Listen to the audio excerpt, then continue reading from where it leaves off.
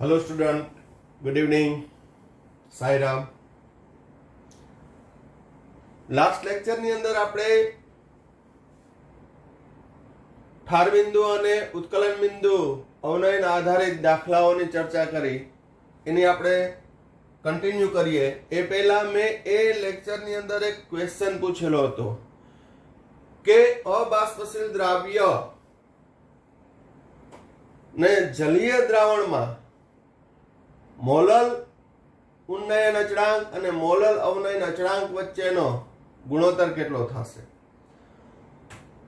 તો બહુ સિમ્પલ જવાબ છે।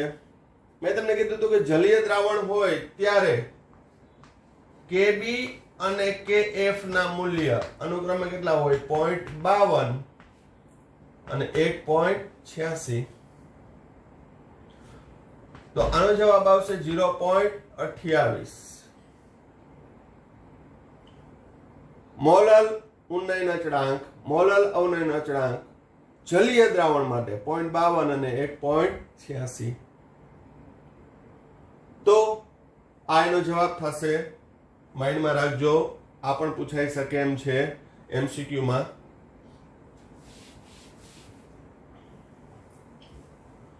હવે દાખલા આગળ વધારીએ તો સ્વાધ્યાયનો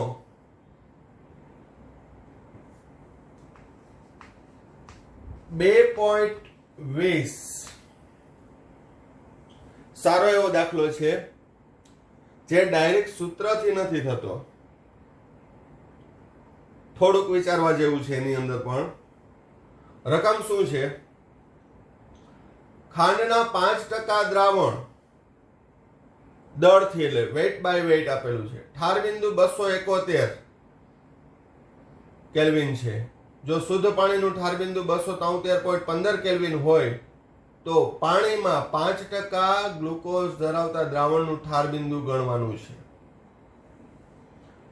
તો અહીં આ રકમની અંદર KF આપેલો નથી, તો KF આપણે શોધવો પડશે। ઠાર બિંદુ અવનયન અચળાંક આપેલો નથી, તો અહીં આપ્યું છે શું? અહીં TF સુક્રોઝના ખાંડના જલીય દ્રાવણનું ઠાર બિંદુ 271 કેલ્વિન, T0F 273.15 કેલ્વિન। તો એના ઉપરથી મને ડેલ્ટા TF ઠાર બિંદુનો ઘટાડો મળી જશે। T0F માઇનસ TF 273.15 ઓછા 271, એટલે જવાબ આવશે 2.15 કેલ્વિન। આ ડેલ્ટા TF કેનો થયો? ખાંડના જલીય દ્રાવણના ઠાર બિંદુમાં થતો ઘટાડો। હવે જો હું મોલાલિટી જાણું તો અહીંયા તો શું આપ્યું છે? 5% વેઇટ બાય વેઇટ ખાંડનું જલીય દ્રાવણ। તો આના ઉપરથી તમને મોલાલિટી મળી જાય। મોલાલિટી માટે શું? તો કે દ્રાવ્યનું વજન W2 કેટલું છે? 5 ગ્રામ। W1 દ્રાવકનું વજન 95 ગ્રામ। હવે આ બધાની ક્લેરિફાઈ કરવાની જરૂર છે। ખાંડનો અણુભાર M2 342 ગ્રામ। તો હવે મોલાલિટી બરાબર W2 બાય M2 ગુણ્યા 1000 ના છેદમાં દ્રાવકનું વજન 5 ના છેદમાં 342 ગુણ્યા 1000 ના છેદમાં 95। તો સાદરૂપ આપતા મોલાલિટી કેટલી આવશે?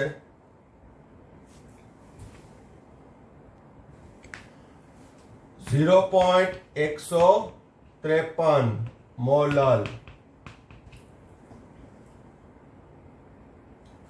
હવે ડેલ્ટા TF બરાબર KF ઇન્ટુ મોલાલિટી, KF ને સૂત્રનો કરતા બનાવું તો ડેલ્ટા TF બાય મોલાલિટી 2.15 ભાગ્યા 0.153, KF નું મૂલ્ય સાદુરૂપ આપતા આવશે 14 કેલ્વિન કિલોગ્રામ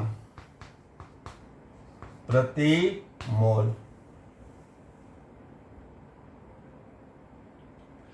તો ખાંડના જલીય દ્રાવણ ની આપેલ વિગતો ઉપરથી KF શોધ્યો. હવે શું પૂછ્યું છે કે એ 5% વેટ બાય વેટ ગ્લુકોઝના જલીય દ્રાવણ માટે ઠાર બિંદુ કેટલું છે એ આપણે શોધવાનું છે. તો પેલા દ્રાવણ ઉપરથી KF મળી ગયો. હવે KF ના મૂલ્યનો ઉપયોગ કરી અને ગ્લુકોઝના દ્રાવણ માટે આપણે ડેલ્ટા TF શોધશું.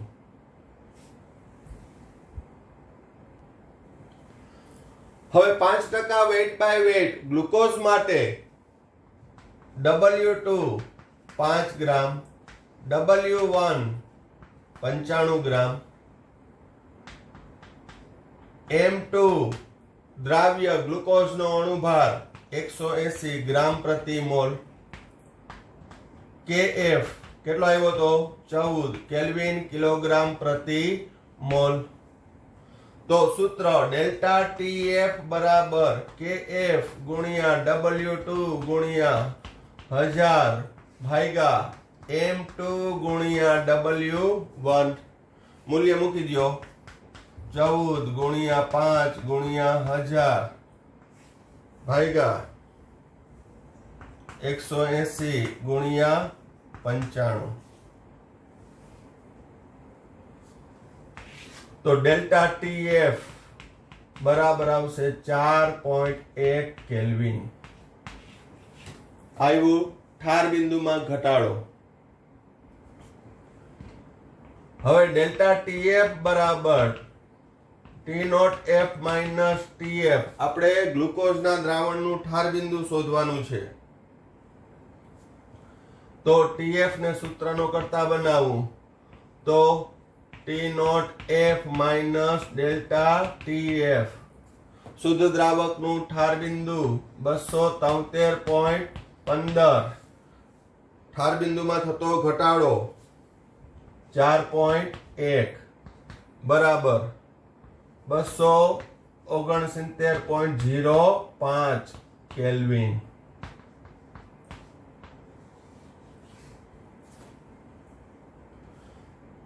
સેલ્સિયસમાં પણ તમે કન્વર્ટ કરી શકો.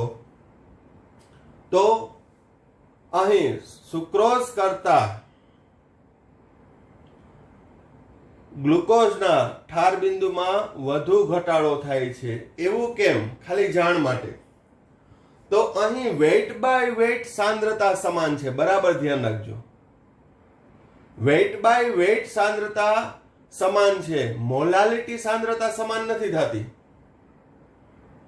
કેમ મોલાલિટી સમાન નથી થતી? તો કે અહીં ગ્લુકોઝ અને સુક્રોઝના અણુભાર જુદા જુદા છે. એટલે જ એક શોર્ટકટ સૂત્ર હું તમને યાદ અપાવું. મોલાલિટી શોધવાનું સૂત્ર percentage of weight by weight by molecular weight into 1000 by 100 minus weight by weight. એટલે weight by weight 5 છે. દ્રાવકનું વજન 100 ઓછા weight by weight એટલે 5, 95 આવશે. 1000 એ કોમન આવશે. પણ MW મોલેક્યુલર વેઇટ સરખું આવતું નથી, માટેની મોલાલિટી સમાન થશે નહીં. મોલાલિટી સમાન નહીં થાય બરોબર, તો એના ઠાર બિંદુમાં થતો ઘટાડો પણ સમાન થશે નહીં. આ એટલા માટે ડિસ્કશન કરું કે દાખલો તો ચાલો આપણે ગણી નાખીએ. થિયરીમાં પૂછ્યો અને પૂછાય એવો છે બોર્ડમાં, તો આપણે ગણી નાખ્યો. પરંતુ MCQ ની અંદર પૂછે કે 5% વેટ બાય વેટ સુક્રોઝ હોય અને 5% વેટ બાય વેટ ગ્લુકોઝ હોય, તો કેનું ઉત્કલન આ ઠાર બિંદુ છે એ વધુ હશે, કેનું ઓછું હશે? કે બંનેનું સમાન, તો બંનેનું સમાન થશે નહીં. સમાન ક્યારે થશે? તો કે ગ્લુકોઝ અને સુક્રોઝની મોલાલિટી સાંદ્રતા સમાન હોય ત્યારે જ. ખ્યાલ આવે છે? ઓકે.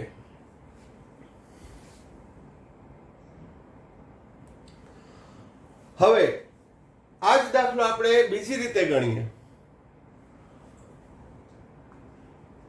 ખાંડના દ્રાવણ માટે એને હું એક કહું તો ડેલ્ટા TF 1 બરાબર KF ગુણ્યા W2 1 ગુણ્યા 1000 છેદમાં M2 of 1 W1.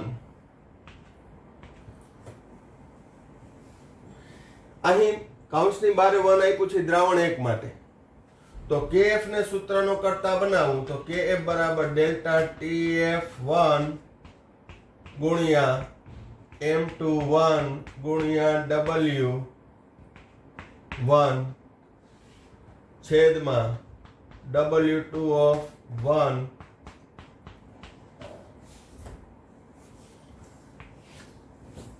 તેવી જ રીતે ગ્લુકોઝના દ્રાવણ માટે હું કહું તો હવે KF બરાબર આ સૂત્રમાં લાગુ પાડી દઉં ડેલ્ટા TF ઓફ સોલ્યુશન 2 ગુણ્યા molecular weight of solution solute 2 એટલે કે દ્રાવ્યનો અણુભાર ગુણ્યા 1000 છેદમાં W2 of 2 W1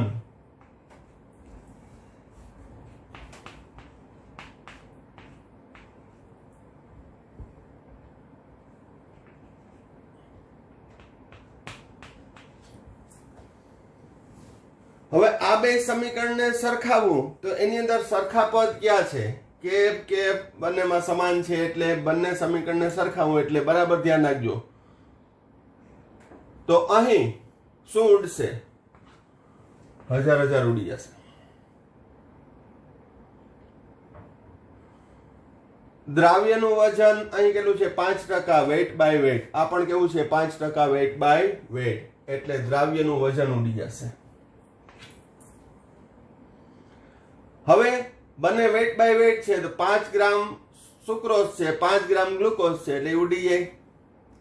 હવે 95 ગ્રામ દ્રાવકનું વજન છે W1 પેલા દ્રાવણ માટે, તો આમાંય 95 છે એટલે એ પણ ઉડી જશે. તો રહ્યો શું? ડેલ્ટા TF1 ગુણ્યા M21 બરાબર ડેલ્ટા TF2 ગુણ્યા M2.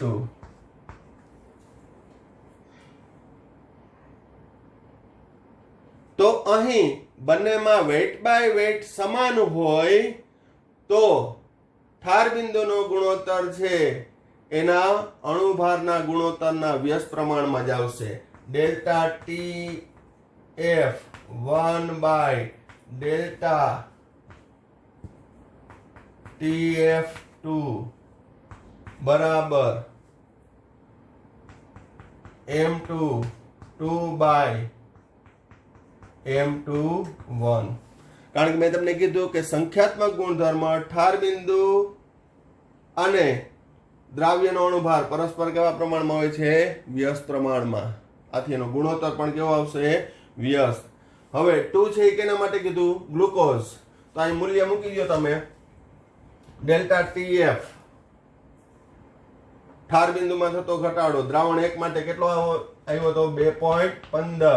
ડેલ્ટા TF2 શોધવાનું છે. અહીંયા 180. દ્રાવ્ય 1 નો અણુભાર 342.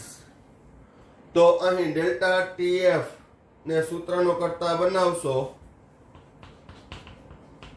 એટલે આવશે 4.1 કેલ્વિન અને એના ઉપરથી ઠાર બિંદુ આવશે 269.05 કેલ્વિન. તો આ અથવાનો દાખલો છે, એમાં બીજું કાંઈ નથી કર્યું, ફક્ત ગણતરીના સ્ટેપ જે છે એ અલગ રીતે કર્યા છે કે બંને સમીકરણને સરખાવી દીધા.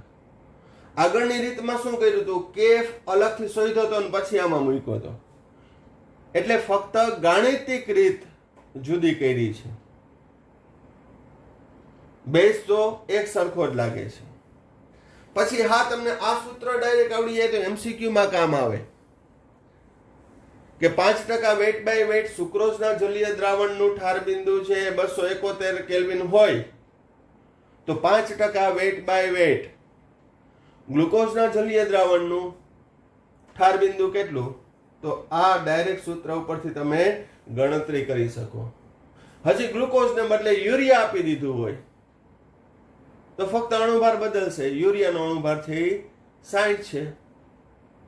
તો આ રીતે આ દાખલા સિવાય બીજા કઈ રીતે દાખલા પૂછાઈ શકે એનું પણ તમારે વિઝન રાખવાનું. ફક્ત એવું નહીં કે આ દાખલો ગણી લીધો એટલે ઓકે આ પૂછાય તો. ક્લિયર? ઓકે, ચાલો હવે નેક્સ્ટ દાખલો સ્વાધ્યાયનો 2.21.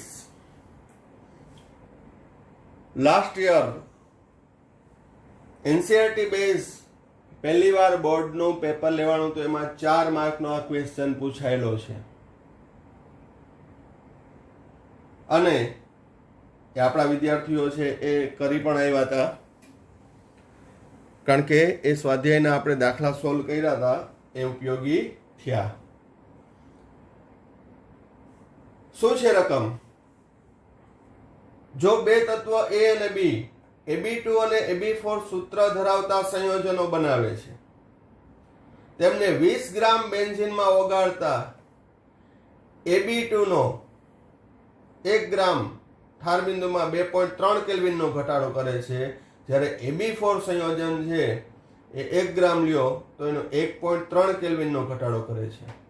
બેન્ઝીનનું મોલર અવનયન અચળાંક આપ્યો છે 5.1 કેલ્વિન કિલોગ્રામ પ્રતિ મોલ. તો બંનેના પરમાણુ દળ શોધવાના છે. તો રકમ ઉપરથી જોઈએ તો આ જે દાખલો છે એ ઠાર બિંદુમાં થતા ઘટાડાનું સૂત્ર લાગુ પડશે અને એક બીજું 11મા ધોરણની અંદર આણ્વીય દળનું સૂત્રનો પણ ઉપયોગ થાય.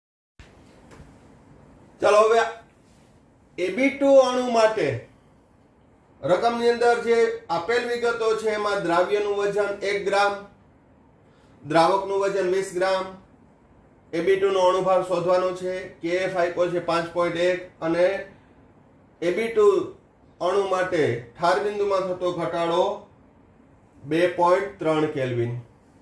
તો ડેલ્ટા TF બરાબર KF ઇન્ટુ W2 ગુણ્યા 1000 છેદમાં M2 ગુણ્યા W1. M2 એટલે AB2 ની વાત કરીએ છીએ, AB2 ને સૂત્રનો કરતા બનાવી લઈએ તો KF ગુણ્યા W2 ગુણ્યા 1000 છેદમાં ડેલ્ટા TF ગુણ્યા W1. મૂલ્ય મૂકી દો.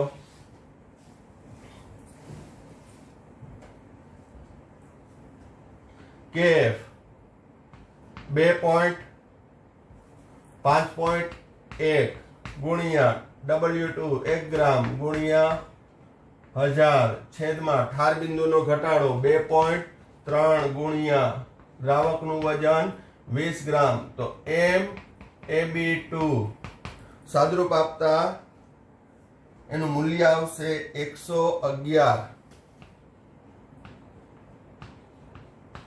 ગ્રામ પ્રતિ મોલ.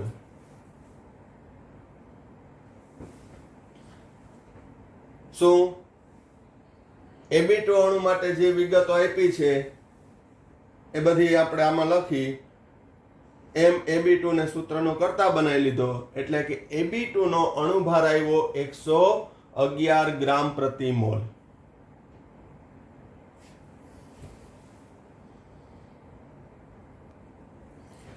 હવે Ab4 અણુ માટે W2 1 ગ્રામ, W1 20 ગ્રામ, Kf 5.1 એમ Ab4 આપણે શોધવાનો છે. ઠાર બિંદુમાં થતો ઘટાડો 1.3. તો હવે એમ Ab4 બરાબર Kf ગુણ્યા W2 ગુણ્યા 1000 છેદમાં ડેલ્ટા TF ગુણ્યા W1. તો અહીં મૂલ્ય બધા મૂકી દો. 5.1 ગુણ્યા 1 ગુણ્યા 1000 ડેલ્ટા TF 1.3 ગુણ્યા 20. તો એમ Ab4 નું મૂલ્ય આવશે 196 ગ્રામ પ્રતિ મોલ. ટૂંકમાં કહીએ તો ડાયરેક્ટ સૂત્ર દ્વારા આપેલ રકમ ઉપરથી છે બંને Ab2 અને Ab4 ના આણ્વીય દળ અણુભાર છે એ શોધી લેવાના. હવે આ બંનેના આણ્વીય દળ શોધ્યા બાદ હવે શું કરવાનું? આપણે તો પૂછ્યું છે પરમાણ્વીય દળ શોધવાનું છે. તો હવે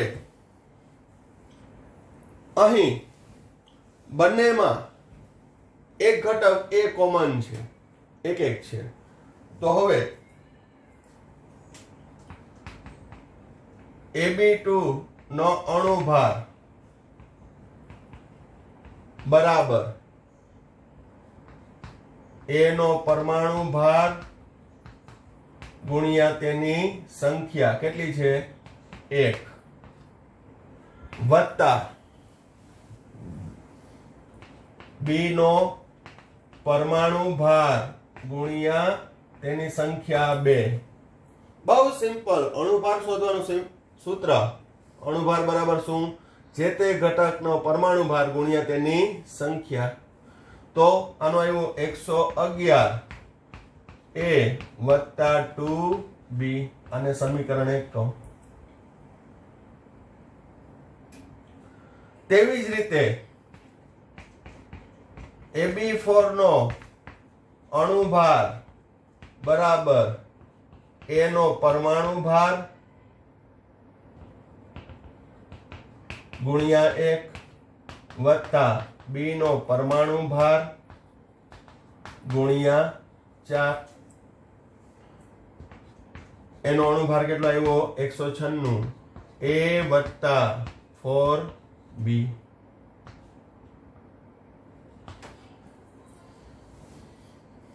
સમીકરણ 2 ઓછા સમીકરણ 1 કરતા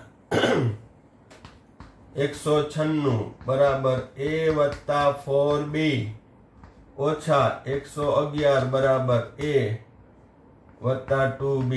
બાદબાકી કરી એટલે માઇનસ આવશે. તો અહીં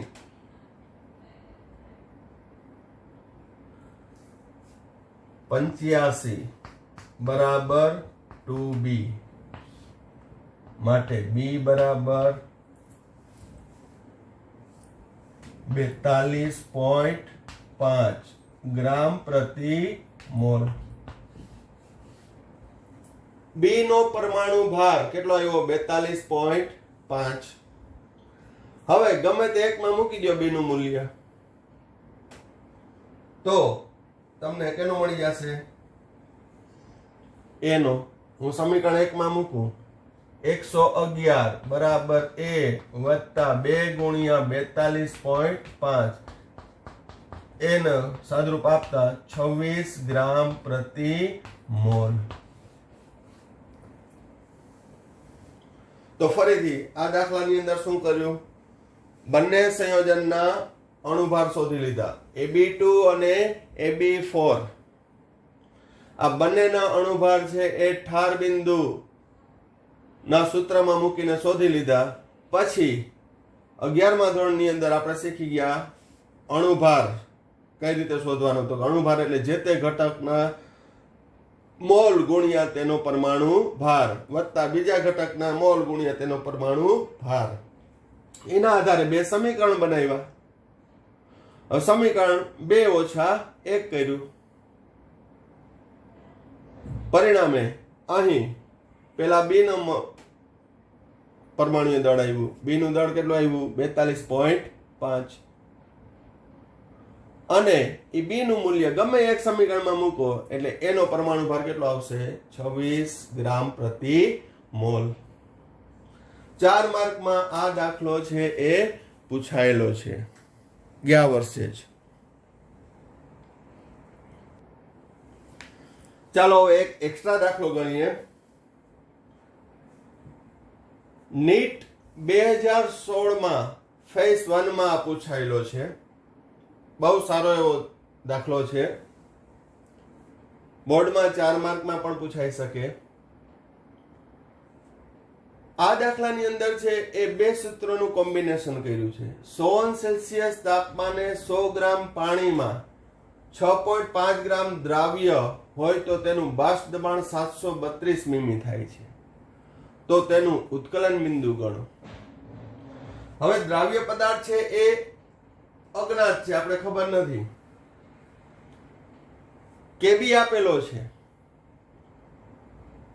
તો ઉત્કલન બિંદુમાં વધારો શોધવા માટે સૂત્ર શું હતું? કેબી ગુણ્યા W2 ગુણ્યા 1000 ભાગ્યા M2 ગુણ્યા W1. દ્રાવકનું વજન જાણીએ છીએ, દ્રાવ્યનું વજન જાણીએ છીએ, પણ એનો અણુભાર જાણતા નથી. જો કોઈ પણ પદાર્થ આપી દીધો તો કહી દે કે આ એનો અણુભાર આવ્યો. અહીં બાષ્પ દબાણ આપ્યું છે. તો 100°C તાપમાને 100 ગ્રામ પાણીમાં 6.5 ગ્રામ દ્રાવ્ય હોય તો તેનું બાષ્પ દબાણ 732 મીમી થાય છે. એનો મતલબ કે વાતાવરણના દબાણ જેટલું નથી થતું, એટલે ઉત્કલન બિંદુ 100 થી વધુ હશે. બાષ્પ દબાણ ઘટ્યું તો પેલું સૂત્ર લાગુ પડશે. અહીંયા P1 નોટ માઇનસ P1 ના છેદમાં P1 નોટ બરાબર W2 ગુણ્યા M1 છેદમાં M2 ગુણ્યા W1. હવે P1 નોટ શુદ્ધ દ્રાવકનું બાષ્પ દબાણ 100°C તાપમાને કેટલું હોય? તો કે શુદ્ધ દ્રાવક પાણી છે, પાણીના ઉત્કલન બિંદુએ એનું બાષ્પ દબાણ 760 મીમી, એટલે કે વાતાવરણના દબાણ જેટલું હોય. અહીં મીમીમાં આપ્યું છે તો P1 નોટ કેટલો લઉં? 760 મીમી. ખ્યાલ આવે છે? એક વાતાવરણ 760 મીમી ઓછા 732 ભાગ્યા 760 બરાબર W2 6.5 ગુણ્યા M1. M1 એટલે દ્રાવકનો અણુભાર કેટલો? 18 છેદમાં M2 આપણે શોધવાના છે. W1 દ્રાવકનું વજન 100 ગ્રામ. M2 ને સૂત્રનો કરતા બનાવશો સાદરૂપ આપતા 31.6 ગ્રામ પ્રતિ મોલ આવશે. તો રાઉલ્ટના અબાષ્પશીલ દ્રાવ્ય માટેનો નિયમ લગાડી અને બાષ્પ દબાણના સૂત્રમાં મૂકી અણુભારને સૂત્રનો કરતા બનાવતા એનો અણુભાર મળી જશે. હવે બીજામાં ડેલ્ટા ટીબી બરાબર કેબી ગુણ્યા W2 ગુણ્યા 1000 ભાગ્યા M2 ગુણ્યા W1.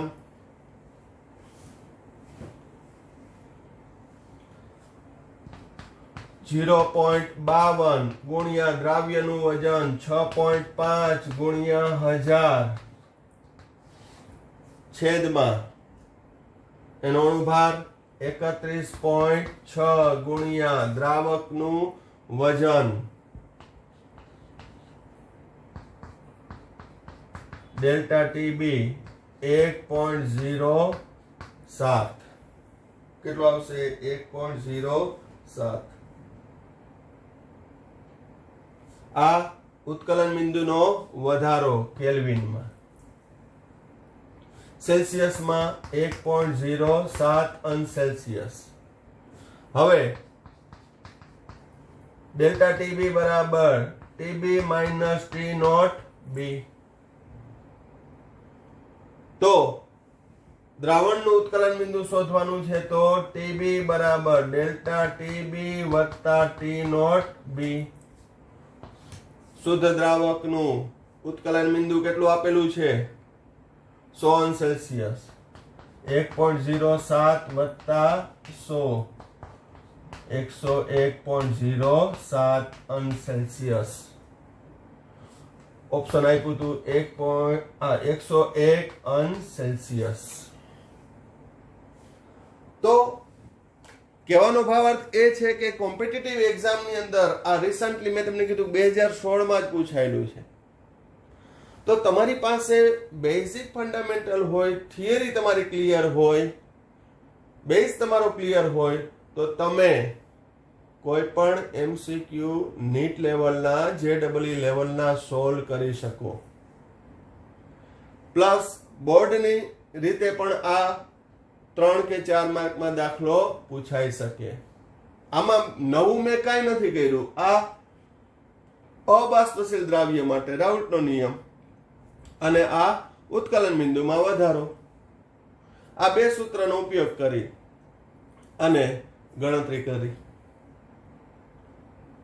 તો જે તે વિડિયો લર્ન કરી નોટ્સમાં તમે ઉતારો ત્યારે ફક્ત ઉતારા પાણીના કરતા તમે એની અંદર સમજતા જાજો એને રિલેટેડ એમસીક્યુ બુક તમારી પાસે હોય તો એમસીક્યુ પણ સોલ્વ કરતા રહેજો ઘણા બધા આવડશે એ મારી ગેરંટી છે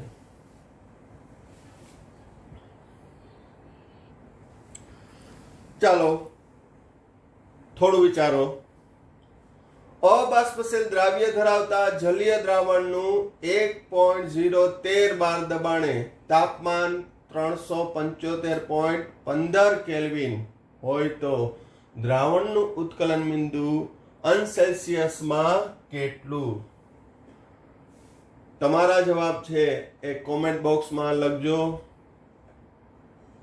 જે હોય તે એમાં મૂંઝાવાનું નહીં તમને જે જવાબ આવે એ ખાસ લખજો અને એકદમ એકાગ્રતાપૂર્વક છે એ દરેક વિડીયો લર્ન કરી અને પછી નોટ્સની અંદર લખજો થેન્ક યુ